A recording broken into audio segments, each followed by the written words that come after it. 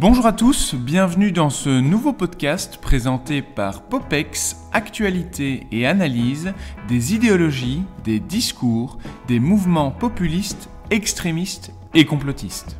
Pour parler de la montée de l'extrême droite en Europe, nous rencontrons Benjamin Billard, docteur en sciences politiques et chargé de recherche au sein du CRISP, le Centre de recherche et d'information sociopolitique.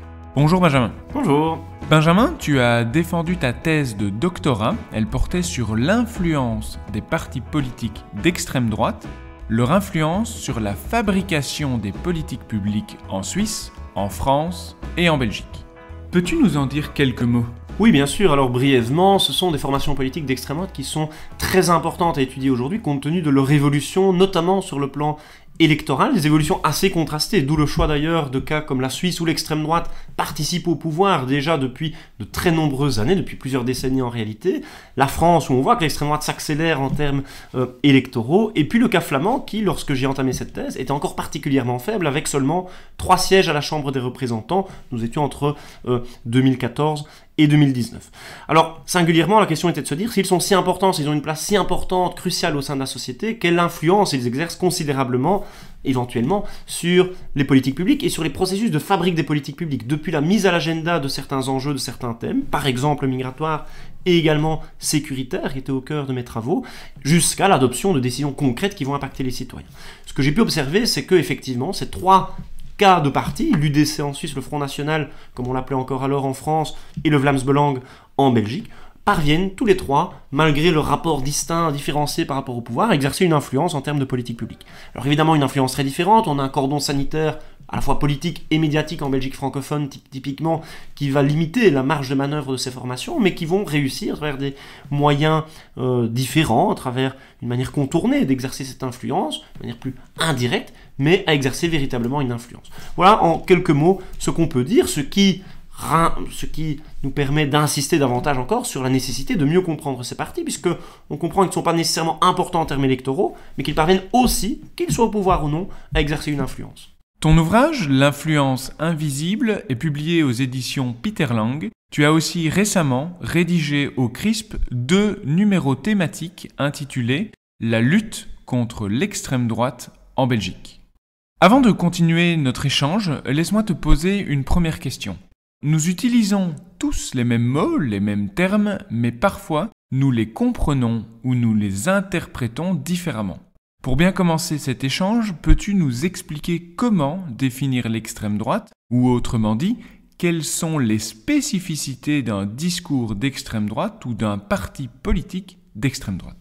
Alors ça me semble effectivement très important, et d'ailleurs certains n'utilisent pas d'ailleurs non plus cette expression. Certains privilégient l'expression fascisme, populisme de droite radicale populiste par exemple, et effectivement extrême droite qui me semble être un terme tout à fait et encore approprié à mobiliser dans une perspective analytique, neutre, de sciences politiques singulièrement, celle qui est la nôtre. 3 critères peut-être pour permettre de définir ce qu'est l'idéologie d'extrême droite, puisque c'est bien d'une idéologie dont il est question.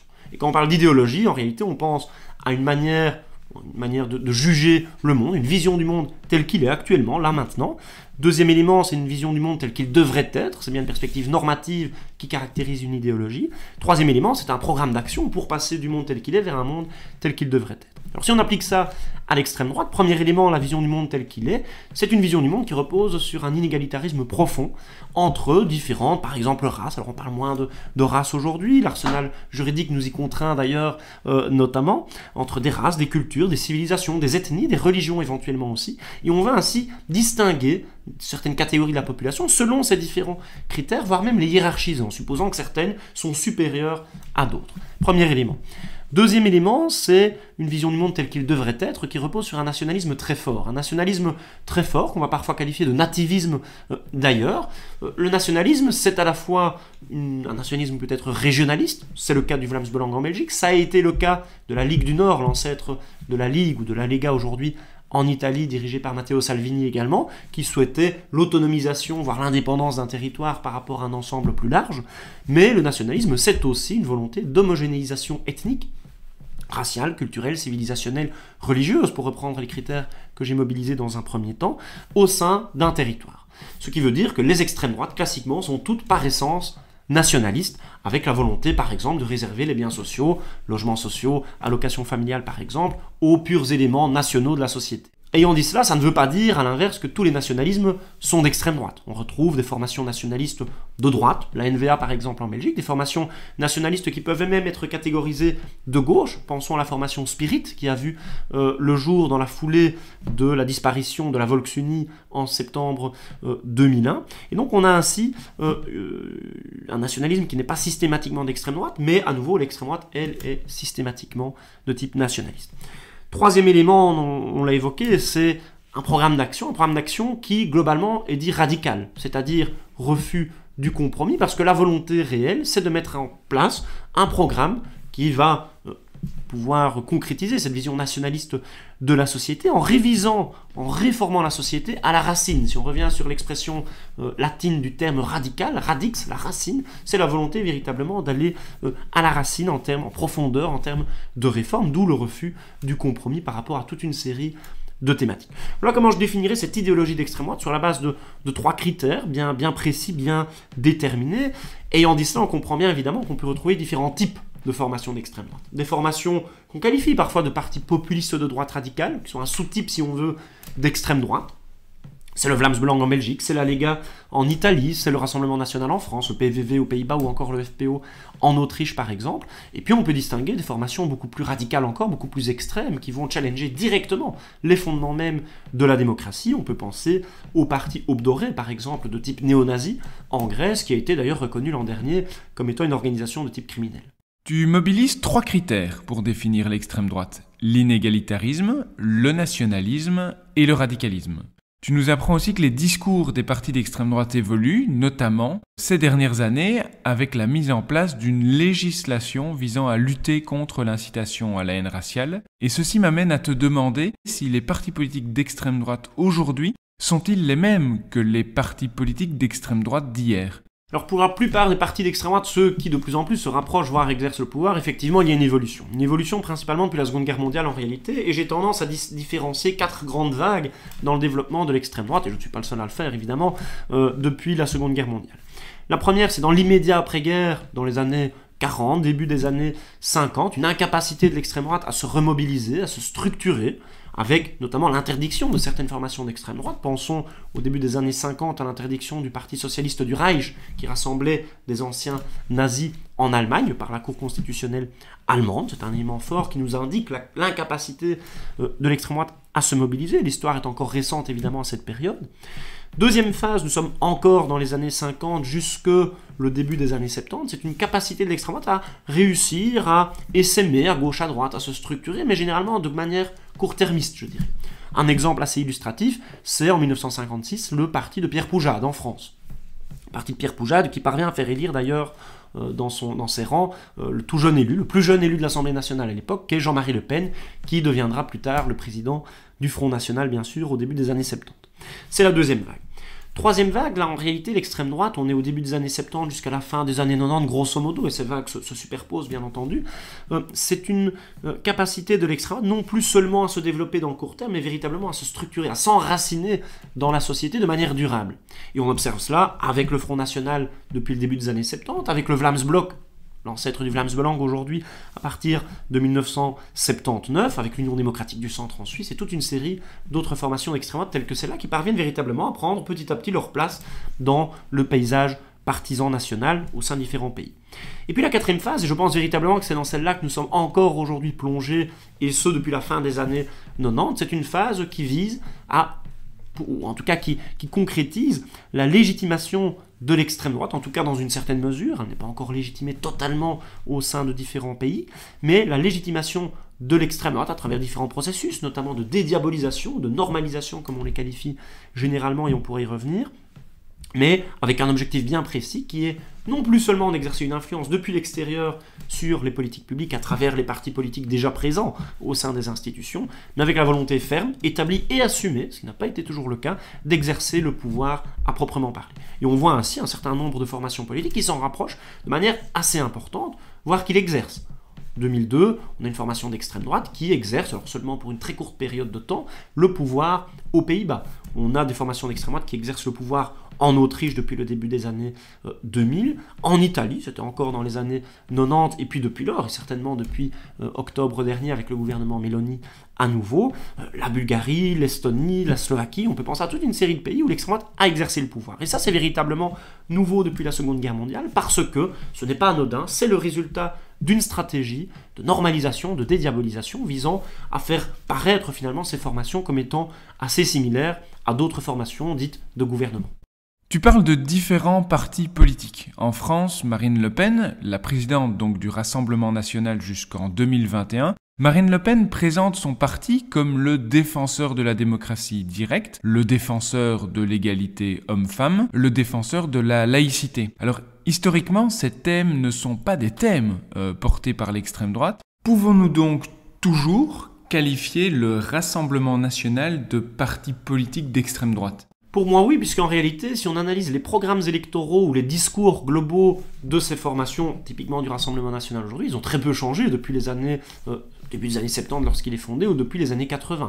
Il y a des évolutions dans les domaines que tu viens de citer, il y a des évolutions sur le plan socio-économique, mais qui en réalité ne sont pas nouvelles, elles procèdent déjà du début des années 90. Pascal Perrineau, Nona Mayer notamment, parlaient d'ouvrier-lepénisme ou de gaucho-lepénisme déjà dans les années 90 pour qualifier le Front National, qui dans les années 80 était un peu plus néolibéral par exemple en matière socio-économique, mais on comprend bien que ce n'est pas les questions socio-économiques, les questions culturelles, typiquement de genre par exemple, qui vont définir ce qu'est ou non un parti d'extrême droite. Ce sont des thématiques migratoires, ce sont des thématiques sécuritaires principalement, et sur ces questions-là, cette formation n'a pas évolué. On retrouve toujours le principe, par exemple, de priorité ou de préférence nationale. On voit que Marine Le Pen, déjà Jean-Marie Le Pen avant elle, a opéré une évolution dans le vocabulaire utilisé, mais en réalité, ce sont les mêmes propositions qui sont contenues dans les programmes électoraux.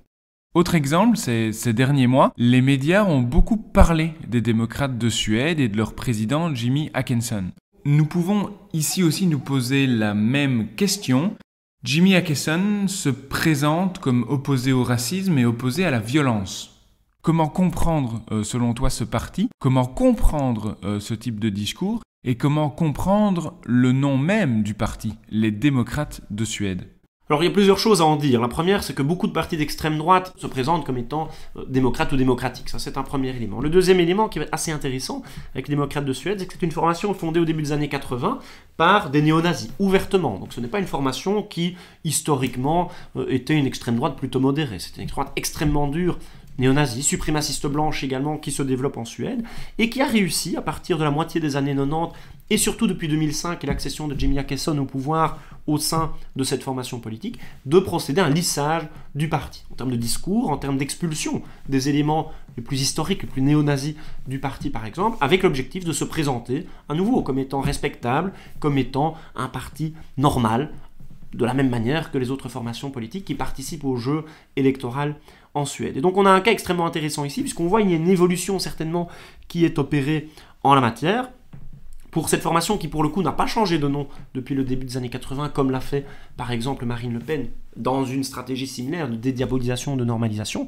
Et donc c'est un cas effectivement assez pertinent à analyser, parce qu'en réalité ça reste là aussi, même s'il prétend ne pas être raciste, xénophobe ou autre, et toutes les extrêmes droites aujourd'hui ne sont pas foncièrement et nécessairement xénophobes en soi, mais il y a un rejet de l'immigration, il y a une volonté de réserver toute une série d'aides sociales seulement aux éléments nationaux de la société, une volonté de présenter les immigrés comme étant la source de davantage d'insécurité dans la société, ou d'une réduction du taux d'emploi pour les nationaux au sein des territoires nationaux. Ce sont toutes des caractéristiques d'un discours d'extrême droite. Il y a une lutte sémantique, un rejet du terme extrême droite par ces formations, et rares sont les partis politiques qui se présentent eux-mêmes comme étant d'extrême droite. En Allemagne, à ce sujet, l'AfD, l'Alternative für Deutschland, a récemment porté plainte pour diffamation. Les journalistes qualifiaient le parti d'extrême droite. Oui, effectivement, et en réalité, presque aucune aujourd'hui formation ne se revendique d'extrême droite, puisque l'extrême droite, souvent, c'est une étiquette aussi mobilisée, pas seulement dans un objectif analytique ou scientifique comme on est en train de le faire, toi et moi ici, dans le cadre de nos discussions, mais également de nos recherches respectives, mais c'est aussi une étiquette qui est fortement mobilisée dans un sens politique, pour décrédibiliser, pour diaboliser plutôt un adversaire politique. Et donc, on entend bien par là que, une fois qu'un adversaire est qualifié d'extrême droite, par exemple en Belgique francophone, l'accès à certains médias, compte tenu du cordon sanitaire médiatique que l'on connaît de ce côté du pays, est rendu beaucoup plus compliqué. Je vais revenir sur le cas italien avec le parti Fratelli d'Italia et sa présidente Giorgia Meloni. Le parti est qualifié d'organisation post-fasciste. Qu'est-ce que cela signifie ? Comment peut-on comprendre cette appellation de post-fasciste aujourd'hui ? Alors moi je pense qu'on peut la qualifier d'abord et avant tout de formation, ou de leader de formation, si on parle de Giorgia Meloni en soi, d'extrême droite. Je pense qu'il ne faut pas avoir peur de l'utilisation du terme, la lecture du programme, là aussi elle se revendique comme anti-discrimination, anti-raciste. En même temps il y a les obligations légales aussi qui imposent de ne pas procéder à des discriminations, notamment raciales par exemple. Première chose, et ça participe aussi à cette stratégie de normalisation d'ailleurs. Deuxième chose, je suis assez mal à l'aise avec l'étiquette de post-fasciste parce que il faut admettre qu'il y a une filiation fasciste au sein de cette formation. Sur le plan de logo, par exemple la flamme tricolore qui est issue du mouvement social italien fondé par les derniers qui ont combattu avec Benito Mussolini dans les années 40, formation néo-fasciste à proprement parler pour le coup. Il y a encore un certain nombre de cadres au sein du parti, alors de moins en moins, ne fût-ce que pour des raisons générationnelles, mais qui ont été aussi des cadres au sein de ce MSI encore jusque dans le début des années 90, et il reste toute une série d'éléments d'ordre symbolique, je dirais, au sein de cette formation qui permettent effectivement de parler de filiation fasciste. Giorgia Meloni elle-même d'ailleurs a déjà fait part de son admiration à l'égard de Benito Mussolini. Ayant dit cela, ça reste une formation très distincte du fascisme historique tel qu'incarné par le Parti national fasciste depuis le début des années 20 jusqu'à la fin de la Seconde Guerre mondiale en Italie. En réalité, c'est une formation qui, à l'inverse du fascisme, n'est pas fondamentalement antidémocratique. Elle n'a pas l'ambition de mettre en place un régime dictatorial, par exemple en Italie. On peut challenger certains ou mettre au défi certains éléments caractéristiques de la démocratie libérale en Italie. L'équilibre des pouvoirs, les droits accordés à certaines minorités. Mais ce n'est pas pour cela que, fondamentalement, elle remet en cause le principe même des élections ou du parlementarisme en Italie. Premier élément. Deuxième élément, il y a une conception du peuple qui est très différente. Là où les fascistes historiques considéraient qu'il fallait créer un homme nouveau, une société nouvelle pour qu'elle soit émancipée d'une certaine manière, Giorgia Meloni, de la même manière que Matteo Salvini avec la Ligue en Italie, considère que le peuple est parfait. Et il est tellement parfait qu'il faut pouvoir lui rendre sa souveraineté et donc lui rendre davantage de pouvoir. C'est un deuxième élément important. Le troisième, bien évidemment différent, c'est le rapport à la violence. Le Parti national fasciste est ouvertement révolutionnaire. Le parti de Mme Meloni est plutôt réformiste, n'a rien de révolutionnaire en soi. D'ailleurs, on n'a pas encore vu de révolution en Italie depuis qu'elle a pris le pouvoir, avec d'ailleurs assez peu de mobilisation, y compris de la société civile, opposée à l'extrême droite. Donc ce sont des éléments qui me permettent de dire, certes, il y a filiation fasciste, mais ce n'est pas une formation fasciste à proprement parler. Quant à l'étiquette post-fasciste, je pense qu'elle induit davantage de confusion qu'autre chose, notamment compte tenu de ses différences fondamentales avec le fascisme historique, et également par rapport au fait que c'est une notion qui a surtout été popularisée par un leader d'extrême droite, qui était M. Fini au début des années 90, leader de l'Alliance nationale, l'ancêtre donc de Fratelli d'Italia. Une volonté de sa part, notamment, de dédiaboliser déjà le mouvement social italien au début des années 90, dans un contexte de corruption généralisée au sein des partis politiques, par rapport auquel est encore relativement épargné le mouvement social italien. Et donc il y a là une fenêtre d'opportunité qui s'ouvre, une volonté de se dire, on va s'engouffrer dans la brèche, essayer de créer une nouvelle formation, l'Alliance nationale, pour paraître beaucoup plus souple, beaucoup plus respectable, et tenter d'accéder au pouvoir, ce que cette formation parviendra à faire dans le premier gouvernement de Silvio Berlusconi en 1994. Nous reviendrons sur cette opposition entre l'extrême droite et la démocratie, mais avant, j'aimerais revenir sur cette évolution des partis et des discours d'extrême droite. Selon toi, ce n'est pas un phénomène nouveau. Nous avons identifié ensemble 4 phases d'évolution depuis la Seconde Guerre mondiale.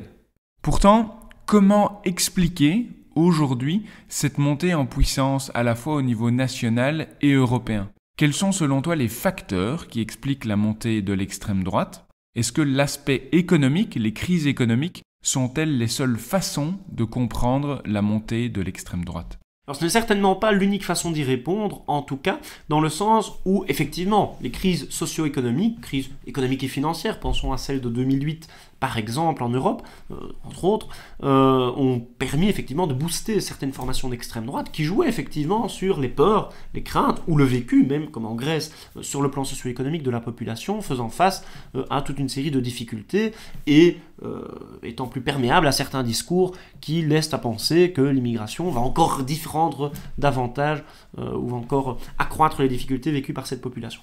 Il suffit de prendre quelques contre-exemples pour montrer que ça ne suffit pas à comprendre le développement de l'extrême droite au XXIe siècle. D'un côté, des pays qui ont été très peu touchés par la crise économique et financière de 2008, mais où l'extrême droite se porte particulièrement bien.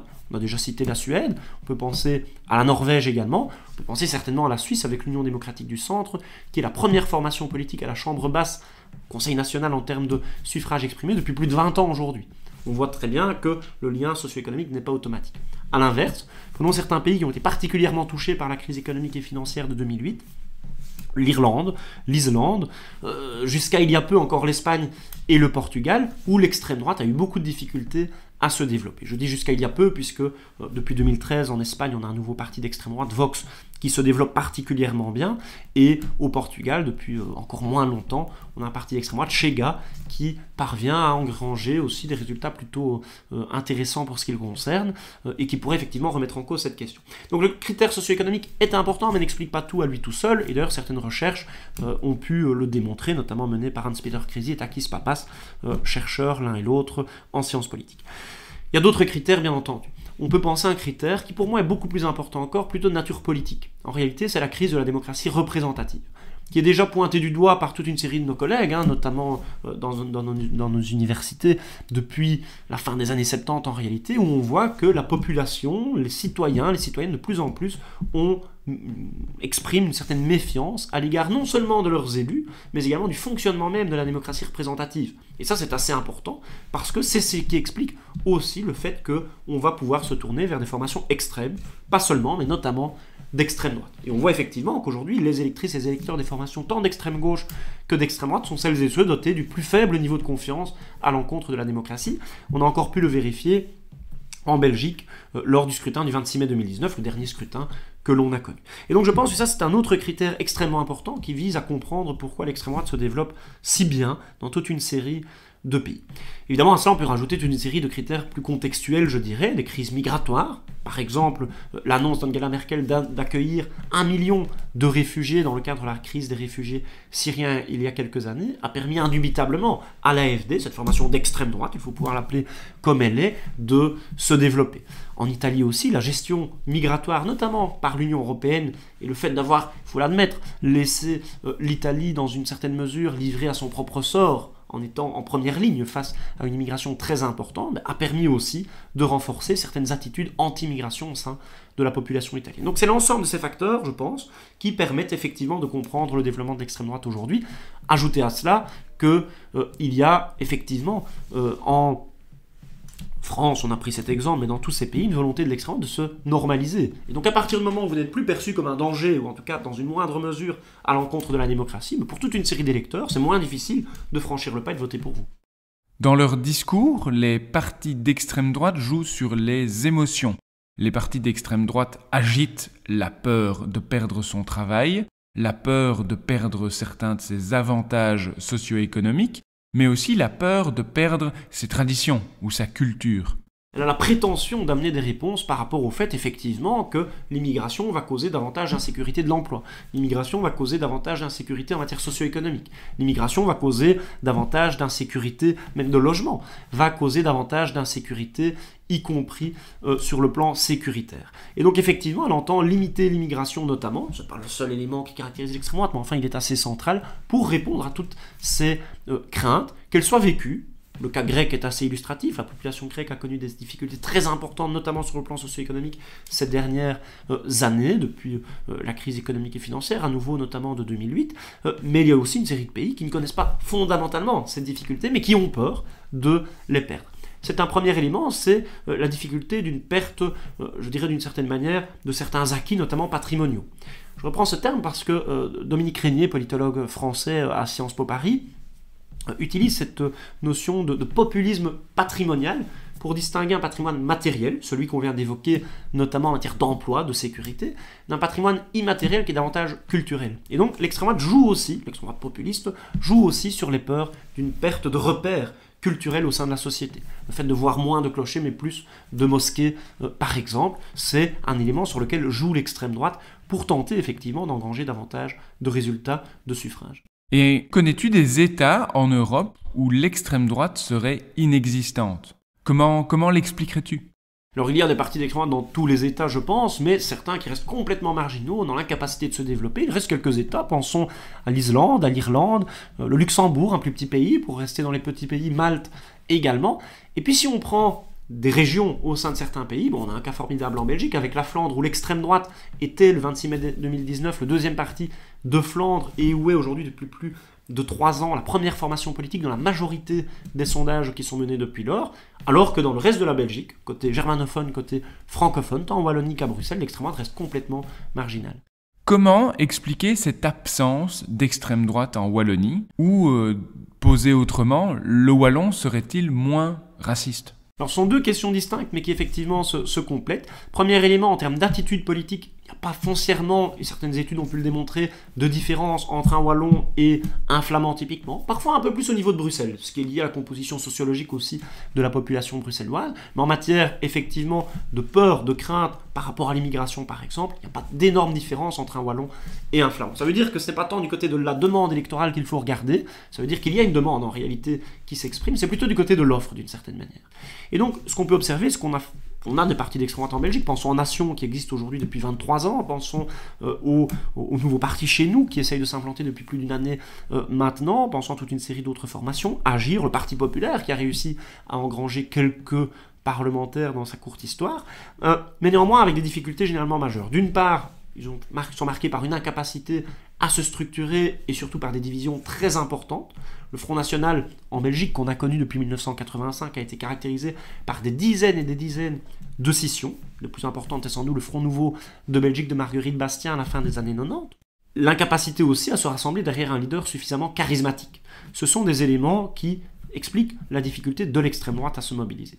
Mais il y a également d'autres éléments, bien sûr. La faiblesse, je pense, de l'identité ou du sentiment d'identité nationale côté belge francophone, là où il est beaucoup plus fort, côté flamand en Flandre. Et comme je le disais tout à l'heure, l'extrême droite se définit notamment par son nationalisme et la volonté de développer une société nativiste d'une certaine manière. Il est beaucoup plus difficile de tenir un tel discours lorsque la population a un sentiment d'identité nationale beaucoup plus faible a priori. Troisième élément, c'est la question du cordon sanitaire politique qu'on peut questionner. Et effectivement, l'impact, l'influence du cordon sanitaire politique peut être questionné, mais il y a surtout le cordon médiatique aujourd'hui dont on peut parler et qui, lui, pour le coup, implique beaucoup plus de conséquences pour les formations d'extrême droite dans leur développement. Alors, je suis content que tu abordes cette thématique. Je comptais justement en discuter avec toi. Aujourd'hui, des politiques remettent en cause l'utilité du cordon sanitaire. Selon toi, selon tes recherches ou selon tes lectures, observe-t-on un lien direct entre la présence d'un cordon sanitaire et l'absence d'un parti politique d'extrême droite? Ou bien également entre la présence d'un cordon sanitaire et la limitation de leur capacité d'influence? Alors si on prend le cordon sanitaire politique à proprement parler, donc il s'agit d'un accord conclu entre les principaux partis politiques dits démocratiques en 1989 pour la première fois, mai 1989, en Flandre, qui ensuite sera renouvelé et appliqué également côté belge francophone, à travers un autre protocole qu'on qualifie de charte de la démocratie, avec l'objectif de refuser de gouverner avec l'extrême droite. Cet accord a pour ambition d'empêcher que l'extrême droite exerce le pouvoir. Est-il efficace? A priori oui. L'extrême droite n'a jamais exercé le pouvoir depuis la Seconde Guerre mondiale en Belgique, du niveau local jusqu'au niveau fédéral, depuis que la Belgique est un État fédéral bien sûr.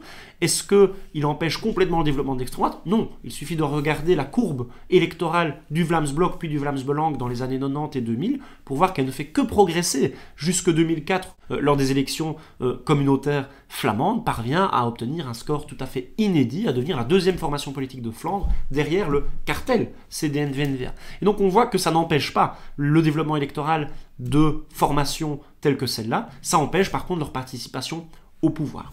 Troisième élément dans l'analyse, et j'en ai parlé au début de notre entretien, c'est le fait que rester dans l'opposition ne veut pas dire qu'il n'exerce pas de d'impact ou d'influence en termes de politique publique. Et là, pour le coup, on a pu observer que le Vlaams-Blok, puis le Vlaams-Belang, tout en étant dans l'opposition, tout en subissant ce cordon sanitaire politique, donc en ne participant pas au pouvoir, a quand même réussi en réalité à imprimer son empreinte en termes de politique publique, de manière plus indirecte, à travers d'autres formations politiques. D'abord la liste de Dekker, dans un premier temps au début des années 2000, mais très rapidement aussi la NVA, où il y a certains transfuges. On peut penser à toute une série de personnes, notamment sur Alost, Karim Van Overmeer, qui a réussi à obtenir un poste d'échevin au sein de cette ville, et qui était pourtant un des cadres du Vlaams-Blok dans les années 90.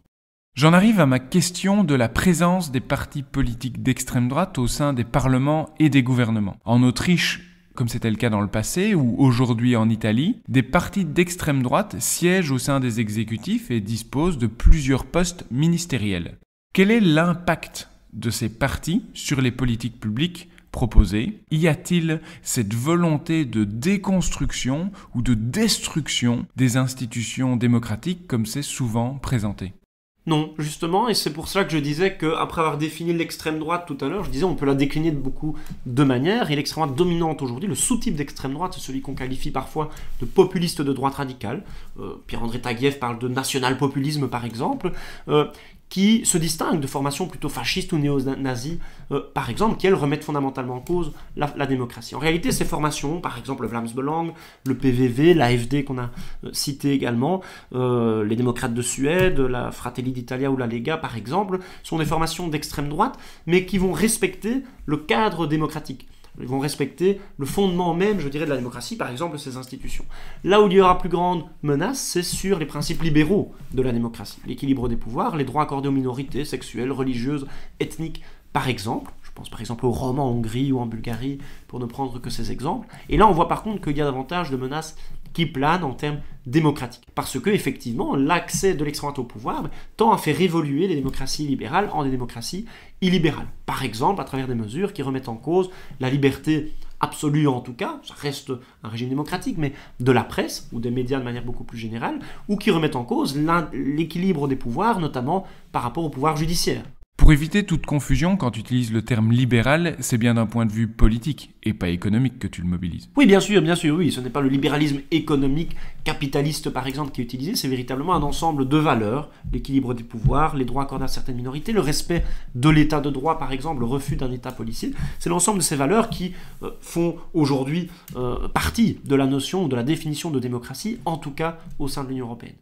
Autre exemple pour illustrer tes propos, le FPE a siégé au sein du gouvernement autrichien en 2000, en 2003 et en 2017. Alors en 2000, malaise dans la démocratie. Une formation politique d'extrême droite accède au pouvoir. L'Union européenne met en place un comité des sages qui va rendre un rapport sur le FPE. Le parti est présenté comme une organisation radicale, xénophobe et anti-démocratique. Toutefois, le comité souligne que, et je le cite, dans certains domaines, et notamment concernant les droits des minorités nationales, les normes autrichiennes peuvent être considérées comme d'un niveau supérieur à celles appliquées dans plusieurs autres pays de l'Union européenne.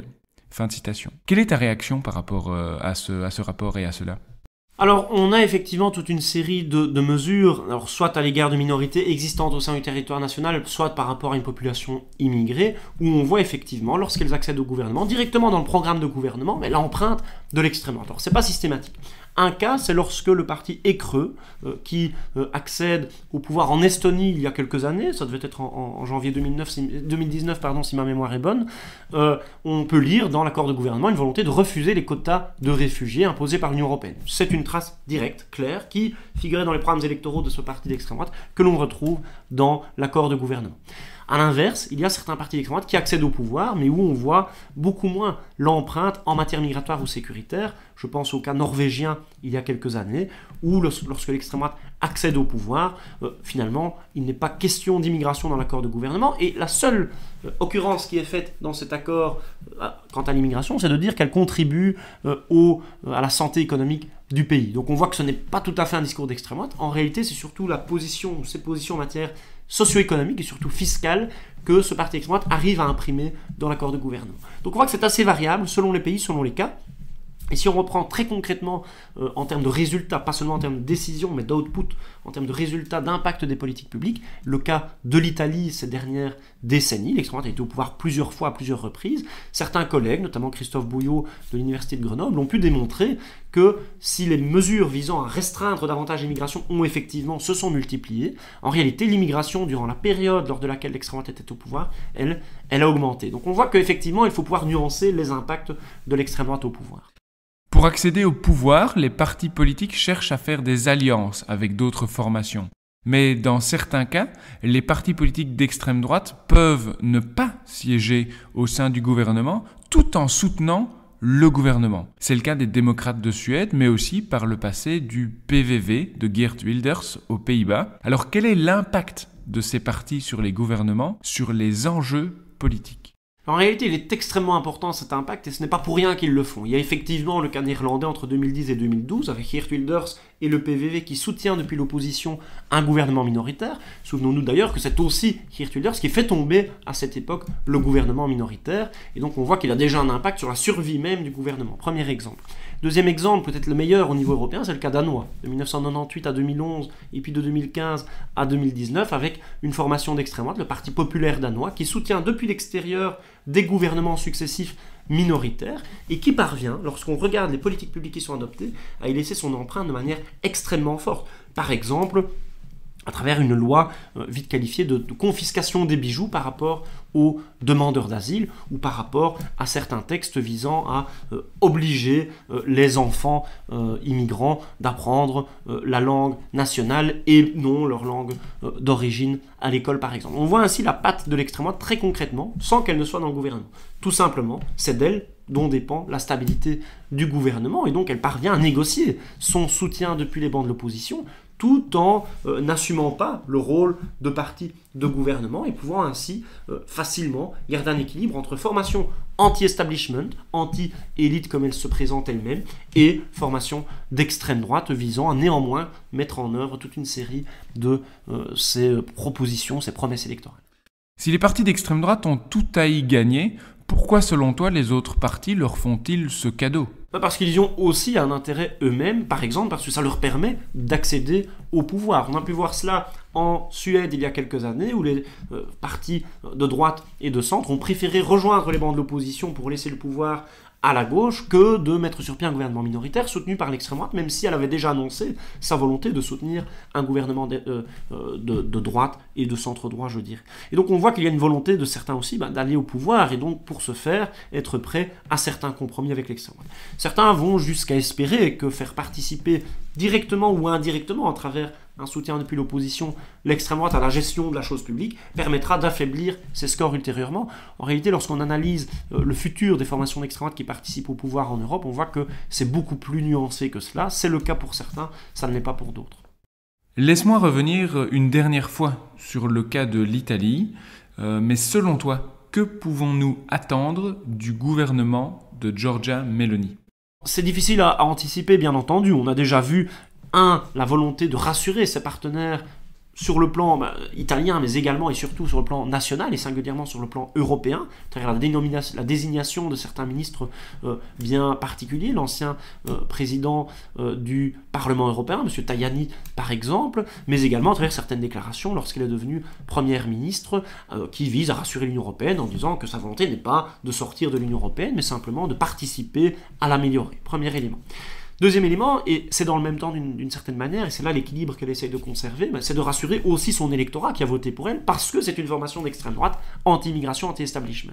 Et là, on a vu dès les premiers jours de sa prise du pouvoir, sa volonté et la prise de décision de bloquer finalement l'entrée de certains navires d'ONG humanitaires de pénétrer au sein des eaux territoriales italiennes, ce qui a d'ailleurs provoqué un petit conflit diplomatique avec la France au passage. Et donc on voit qu'effectivement ça reste une formation d'extrême droite qui met en cause là aussi les questions de vie humaine en l'occurrence ici. Monsieur Salvini a d'ailleurs été cité en justice il y a quelques années, je crois que le procès est toujours en cours, pour avoir empêché un navire d'accoster dans les eaux territoriales italiennes lorsqu'il était ministre de l'Intérieur il n'y a pas si longtemps que ça. Et donc on voit que c'est éventuellement dans cette direction qu'on semble se diriger, c'est-à-dire une application d'un programme d'extrême droite dans les limites de ce qu'elle peut évidemment faire et dans les limites de ce que le gouvernement, parce qu'il n'y a pas que des partis d'extrême droite dans ce gouvernement, il y a aussi la formation de Silvio Berlusconi, permet évidemment de faire. Ce sera ma dernière question, mais quittons les scènes nationales pour prendre un petit peu de hauteur. Avec ces formations politiques d'extrême droite, quel avenir pour l'Union européenne ? Alors c'est difficile parce que d'une part, il y a l'Union européenne avec les institutions qui la composent et son mode de fonctionnement actuel. La plupart des formations d'extrême droite, quoi qu'elles disent à certains moments, comme Giorgia Meloni, on vient de l'évoquer il y a un instant, globalement sont eurosceptiques, voire pour certaines europhobes. Et donc il y a évidemment une réelle difficulté quant au processus décisionnel en soi au sein de l'Union européenne. Deuxième élément, ce sont les valeurs de l'Union européenne. Les valeurs qui font l'Union européenne, qui sont des valeurs foncièrement libérales. Et je le disais, la grande menace que fait planer l'extrême droite en Europe, ce n'est pas tant sur les fondements démocratiques, c'est sur ce pilier libéral de la démocratie. Et donc c'est véritablement à ces deux aspects que je penserai en premier par rapport au futur de l'Union européenne, avec une extrême droite qui s'accroît et qui prend une place de plus en plus importante au sein des différents États qui la composent, mais pas seulement d'ailleurs. Merci Benjamin pour cet échange et ces éclaircissements, et merci à vous pour votre écoute. C'était un podcast proposé par Popex. N'hésitez pas à vous abonner pour soutenir la chaîne et à la partager. À très vite.